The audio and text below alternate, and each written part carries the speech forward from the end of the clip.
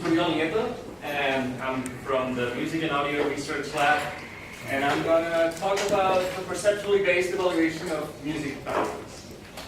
The overview of the talk is going to be, first of all, I'm going to just introduce the task of music structural analysis in MIR, how we evaluate the music boundaries using the F measure, then the experiments that we did in the lab, then how we can redefine the F measure to be a little bit more perceptually relevant, and finally some results and conclusions. So, what is music structural analysis from an MIR point of view? So we are actually trying to teach a machine to do something like that. This is annotated by me. So we have here different sections or segments. There's a section change here, or a boundary, and we label the segments based on their acoustic similarities, right? Verse, chorus, verse. This annotation is made by me, but the MIR community is trying to just have this task made by a computer just automatically. I'm just going to wait because I love this part.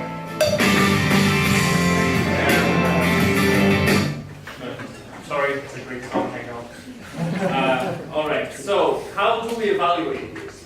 Typically, we compare estimated results against ground truth annotations, like Marcus said before. We might need some better annotations or more people annotating them. The Beatles dataset is a great example. Salami dataset is another great example. I love the Salami acronym. I think it's great.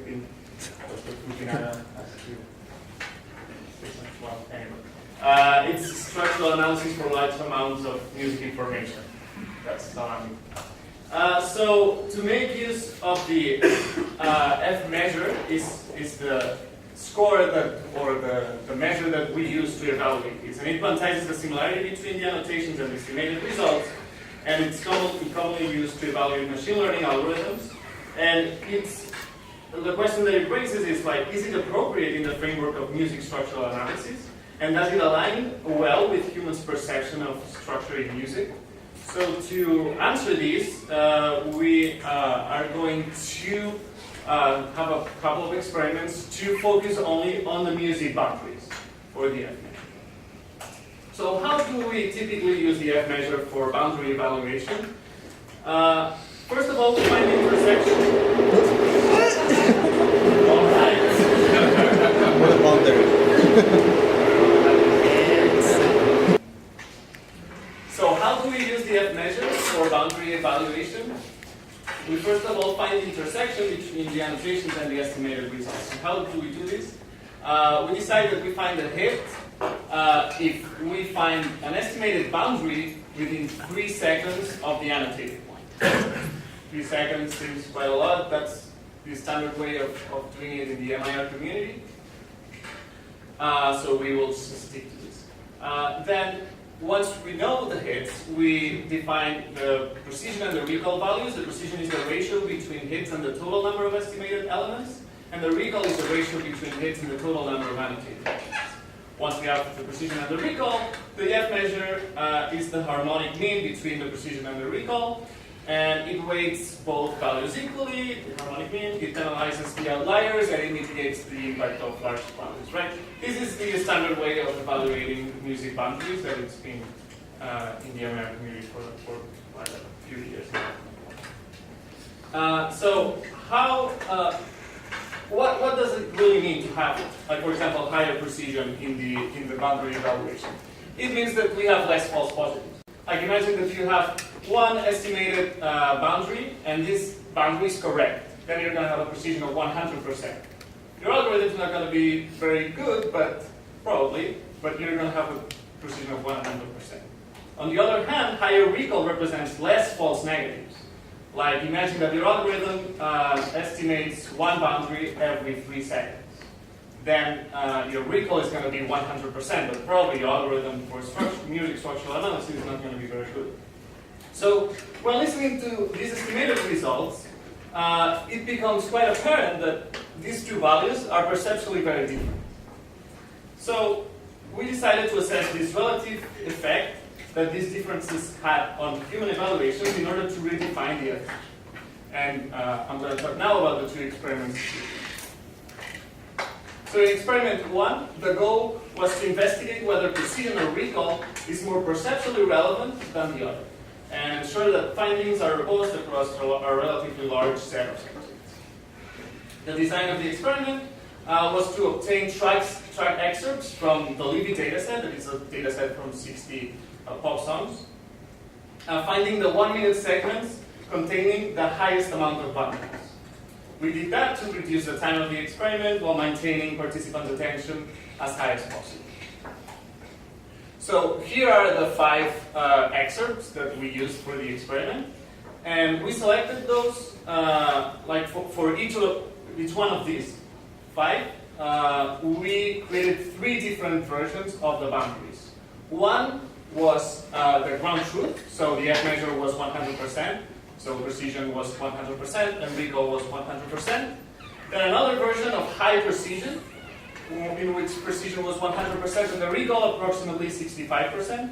And another version of high recall, where recall was 100% and precision around 65%. If you see down there in the average, I don't know if you can see it from there, but the F measures are pretty much the same, both for the high precision and the high recall version. So we have pretty much the same F measure, but really high differences between precision and recall. So we asked the subjects to choose the accuracy of each version of the excerpts and rate them with a discrete value from 1 to 5. And the total time of the experiment was 15 minutes, and a total of 48 subjects took the experiment. So these are the results for experiment 1. We saw that was what we were expecting, to have the ground truth as the highest rated as all, because the ground truth was annotated by a human. And then the higher precision was next, and finally the higher recall. So apparently precision is more relevant to at least to the people to these experiments with these songs. An ANOVA was performed on the accuracy of the ratings with time ground truth, high precision, and high recall, and there was a main effect of type that was hidden. Okay, so now that we had this assumption, okay, from this experiment, we kind of see that precision seems to be more important. Can the F measure precision and recall predict subject's preference? And how this information can be used to design a perceptually relevant evaluation metric. So that's what we tried to do in experiment 2. And the design of the experiment was the following. We tried to obtain track excerpts sampled from a larger data set, but this time we used state-of-the-art algorithms so that we had a more real-world scenario for the participants. So we used these 3 algorithms, the structural features that reports the best results that we've seen in any MIR paper, then the complex NMF that tends to over-segment, that means that tends to have higher recall, and then the SIPLCA that tends to under-segment depending on the parameters that you use. So how did we get the excerpts of this second experiment? We sampled from the union of these 3 datasets, the Beatles dataset, the Levy dataset, and the Salami dataset. That's a total of 463 tracks. And we run these 3 algorithms on all of these 463 tracks, and then we filtered the tracks as follows. First, that there are at least 2 algorithms that have similar F measure with a maximum 5% difference. Then second, that the F measure must be at least 45%. And 3, that there's at least 10% difference between the precision and the recall boundaries. Right? So once we run these 3 algorithms and applied these filters, we got 41 excerpts, and we qualitatively selected 20 algorithms. Like for example, some Salami recordings have a little quite poor sound quality. There are some live music recordings, and some of these we filtered out. Oh yeah, I forgot to mention that we only use the freely available online versions of the Salami tapes. Then we kept both algorithmic outputs, maximizing the difference between precision and recall to create two versions for each track. The high precision version and the high recall version. Again, these boundaries come from machines, they don't come from humans anymore. So this is, we have now two buckets, the high precision and the high recall. And the F measure for these two buckets of songs was pretty much the same. So the F measure was around 65%. That's the average. The precision for the high precision was 82%, the recall 56% for the high precision, and for the high recall, the F measure was the same, 65%, the precision was 54%, and the recall was 83%. So as you can see, it's pretty much the same F measure with really different precision and recall. So now this time, the subjects were presented with 5 excerpts, randomly selected from the 20 that we filtered out. And they had to choose between high precision version or high recall version. So in this case, it was a binary just selection. Like, which version do you like the most? This one or this one? They, of course, didn't know whether one had high precision or high recall. It was totally randomized. And a total of 23 participants took the experiment. Okay, so the results of the experiment were that 72.8% of the time subjects chose higher precision versions over higher recall versions. Okay, so we wanted to do something else with these results, and we run a binary logistic regression analysis in order to understand what values of the F measure are useful to predict participants' preferences. Right? So we could assume that the F measure has pretty much zero potential, predictive potential, because the F measure was exactly the same for high precision and high recall. But what about the difference between the precision and the recall? So what we did was to use 3 predictors in our model, the F measure, even though we knew that this would be probably really bad, then the difference between precision and recall, and the absolute difference between precision and recall. And now, as this table shows, that the only value that can predict participants' preference in a significantly statistical way is the difference between precision and recall. Here I mark the significance of the difference between precision and recall, and on top of it there's the p-value of the F measure, which is almost 1, so it has like a 0 predictive power. So, well, yeah, with this experiment we kind of see that it is possible to predict the preference of human subjects based on this difference between precision and recall. So what we did was to redefine the F measure. The F measure is actually one specific instance of this equation, which is also called the F1 score. And when alpha equals 1, recall and precision have the exact same weight. That's why it's called the F1 score. If alpha is greater than 1, we give more importance to recall, and if alpha is smaller than 1, we give more importance to precision. So we know from these 2 experiments that precision will have to be smaller than 1, probably. So, to learn alpha, what we did was to sweep alpha from 0 to 1 with a hop size of 0.05 and compute the binary logistic regression at every step using this new evaluation of the F measure alpha. And we picked the alpha that obtains a statistically significant result of p equals 0.01. The crossing of the lines here would be the moment in which the alpha becomes statistically significant in order to predict humans' preference. And this alpha is 0.58. Of course, this is completely biased to our results, and we should have like a broader audience to take these. But these are just approximate results, and just to show that probably precision is perceptually more relevant than recall when evaluating music boundaries. If we apply this alpha to evaluate our experiments, the new F measure aligns well with participants' preferences. Okay, to conclude, precision tends to have more perceptual relevance than recall when evaluating music boundaries. Experiment 2 showed that the difference between precision and recall has a high predictive power to perceptually choose a set of boundaries.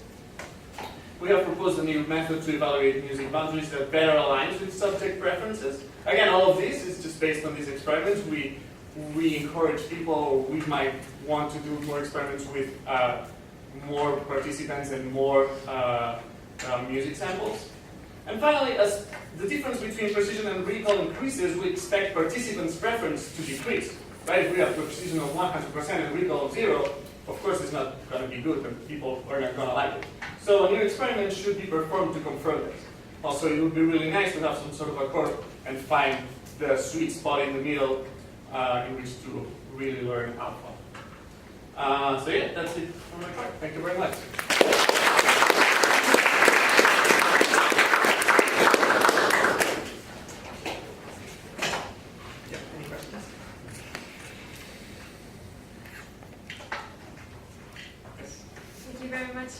I really think it's very important to investigate this, the influence of perception and recall and how they actually perceive.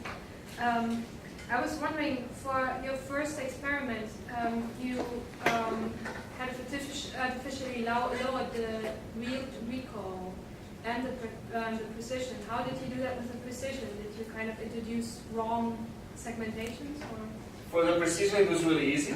So we only had to just remove some of the values, but for the recall we introduced some randomly boundaries, and I didn't mention that because I didn't have much time, but we introduced those in the middle of sections. Okay.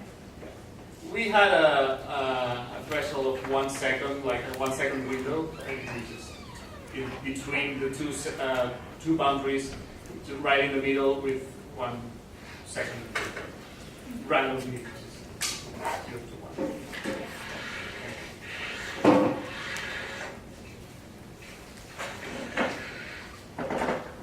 Yes? I was wondering if there might be any help in Perkins' algorithm. I'm not too familiar with how the structural segmentation is set up, but if either the model or the subjects are a little bit more aware of the constraints, like I saw one of the songs that there was like Black and White by Michael Jackson. So as soon as I saw that, I just looked. The riff comes in, the guitar riff in the middle of the song, and it's all over the song. And I was thinking to myself, well, is that that riff, that hook there, is that a section of the song? And then do you go to like in music, sometimes if you have a wrong section, as long as it is, if you have half of something, then it's wrong. But if you have a whole wrong thing, then it's okay. So if you have an additional segment, then it might be okay as long as it's right, it's precise. Saying that might be the difference between precision and recall, if I understand it right. If you give too many sections, as long as they're divided the right way, I'll say, okay, that's another section. So yeah, I think your question has something to do with, well, it has a lot to do about the subjectivity of this task. Right. Because a lot of people might think, oh, this guitar riff is different section, whereas a lot of people might think, no, it's different. So to start with, this is a very subjective task, and in fact, some experiments have been done with 2 different people evaluating the same exact songs, and the F measure of the comparison of these 2 results is like 80%, so it's not even 100% if we compare it just to humans. So to start with is a very subjective topic, and then of course it would have some sort of a way to say, okay, this boundary is not in the ground truth, but it clearly shows a difference between, I don't know, the guitar solo and non-guitar solo. So even though the person who annotated this considered that this is not correct, this boundary should be evaluated in a way that says, okay, this is pretty good. So right now, I don't know of any technique that does that, unfortunately. I think it's a very interesting topic, and I think that in the future, maybe the boundary should have some sort of a weight. So you say, okay, this boundary is not found, but it's not that important because, I don't know, it's just the repetition of this exact same verse or something like that. So, I don't know if I answered your question. Yes? A lot of people, in theory, think of segmentation as hierarchical. So you have larger segments within smaller segments. Yeah. So in that case, when people don't give the same segmentation, it may be that they're just focusing on different levels. It could be that if they both did a hierarchical segmentation, they'd come up with exactly the same thing. Yeah. But one of them is focusing on a higher level and one on a lower level. Yeah, that's also something that should, I think it should be included, this type of evaluations. Right now, I haven't seen any work that includes this kind of tree model. Yeah. Also, I don't think I know any algorithm that does this on the MIR. But of course, it would be a great way. And in fact, the Salami dataset has some layers of, right, or like has some layers of the music structural annotation. So it's a good way to start.